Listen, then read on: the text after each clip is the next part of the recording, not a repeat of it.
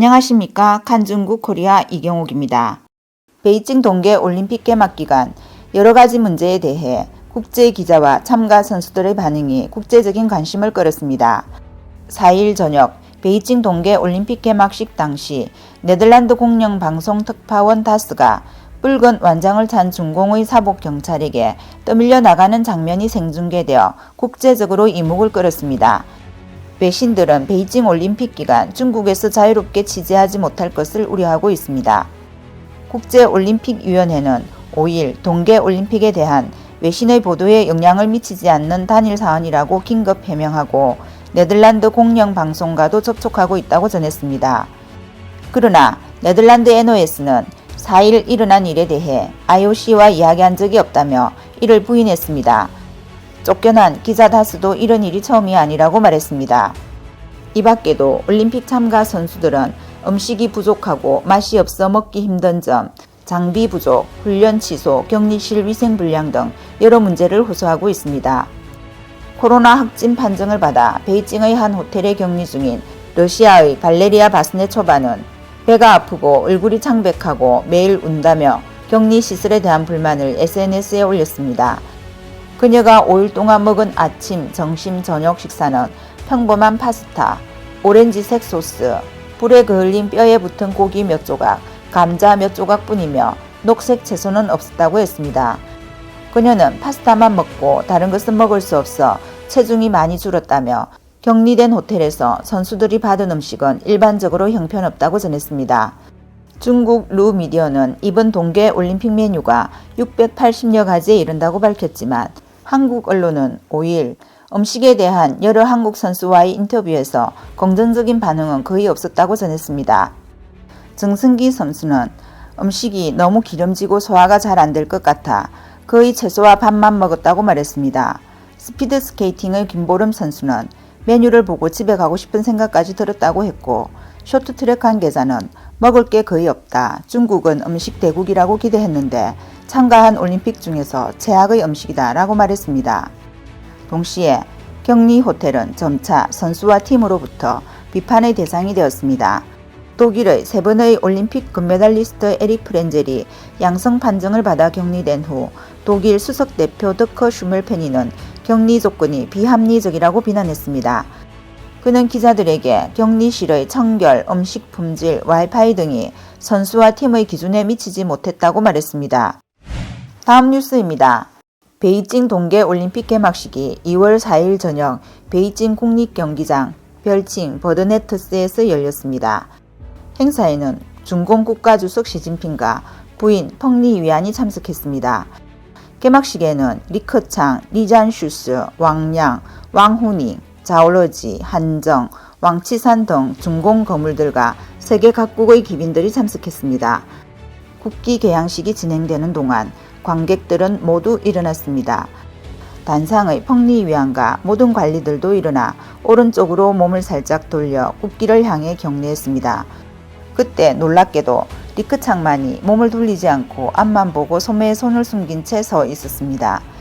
중공 국영중앙방송이 이 장면을 발견하고 재빨리 화면을 전환했으나 눈치 빠른 네티즌들의 눈에 띄어 캡처된 사진이 그대로 해외 하교 SNS에 업로드되었습니다.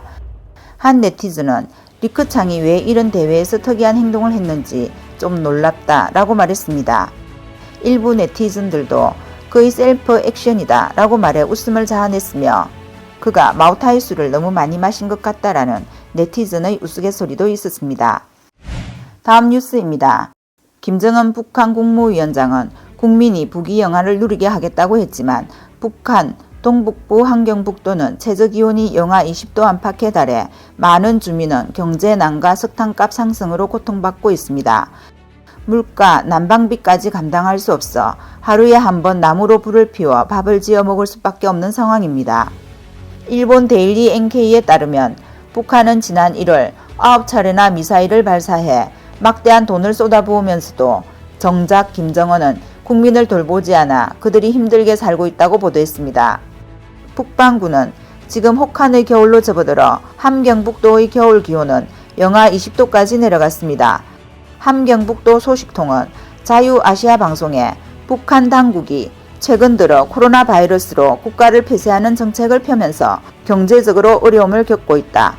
겨울을 나는 데 필요한 연탄 등 연료를 구할 수 없는 공경에 처했으며 아침마다 불을 피워 밥을 짓고 옷과 양말을 여러 겹 신으면서 자칫 목숨을 잃을 수도 있는 혹독한 겨울을 견뎌내기를 바라고 있다라고 말했습니다.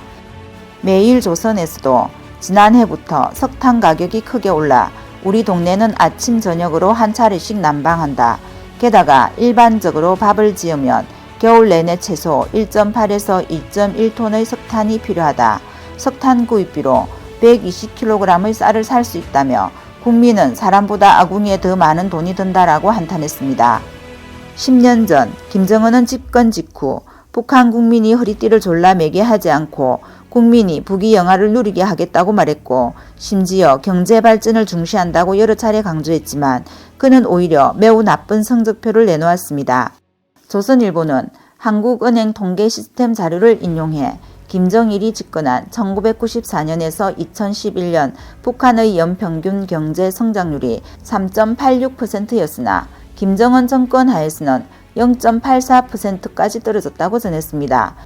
김정은 집권 첫 해 63억 달러였던 북한의 교역량이 지난해 8억 6천만 달러에 불과해 1970년대 초와 비슷한 수치였습니다. 북한의 연대기 초기 자료와 비슷하다는 것은 북한의 교역량이 무려 50년 전으로 되돌아갔다는 것을 의미합니다. 다음 뉴스입니다. 최근 베이징 인민대학교 국제관계학과 부학장 진창롱 교수는 일본 니케이 아시아와의 인터뷰에서 시진핑이 2027년까지 대만을 군사적으로 장악할 것이라고 밝혀 시진핑이 이미 대만 공격 일정을 짜고 있다는 추측입니다. 대만 공격 일정과 관련하여 군사 전문가 우밍지에는 최근 대만 시사 프로그램 연대향 정관에서 다음과 같이 말했습니다. 첫 번째 시점은 베이징이 2022년 2월 동계올림픽 이후 대만을 공격할 것이라고 했습니다.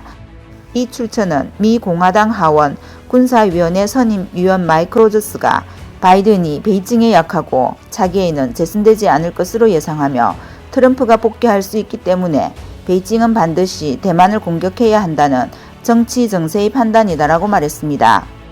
두 번째 시점은 중화민국 국방부 보고서가 2025년 베이징이 대만 공격 능력을 갖추고 상륙군의 전력 정비가 있을 것이라고 했지만 우밍지에는 대만 탈환력은 아니라고 강조했습니다. 세 번째 시점으로 전 미국 인도태평양 사령관 데이비슨과 현 인도태평양 사령관 아퀼리노가 모두 2027년이 될 것이라고 말했는데 그것은 시진핑이 2027년을 중공군 창건 100주년을 목표라고 제안한 데다가 외부 세계가 베이징 21대 전대회에서 시진핑의 사선 진입 가능성이 있는 것으로 관측하고 있기 때문입니다. 네 번째 시점은 전 나토 연합군 사령관 스타브리디스의 소설에서 2034년 대만 해협의 상황이 매우 긴박하게 전개될 수 있다는 점을 유추했습니다. 다섯 번째 시점에서 일부는 2049년을 언급했지만 시진핑이 있을지는 더 말할 필요가 없다고 분석 지적했습니다. 우밍지에는 2022년 동계올림픽 이후 베이징이 착수할 가능성은 낮다고 언급했습니다. 가을에 20대 전대회가 있는 만큼 그 전에 전쟁이 시작되면 시진핑의 개인적 권력 안정에 큰 위험이 따를 것이라고 분석했습니다. 그러나 어쨌든 대만은 엄격한 방어 준비를 해야 한다고 지적했습니다. 오늘 소식은 여기까지입니다. 구독과 좋아요는 격려입니다. 공유는 나눔의 시작입니다. 감사합니다.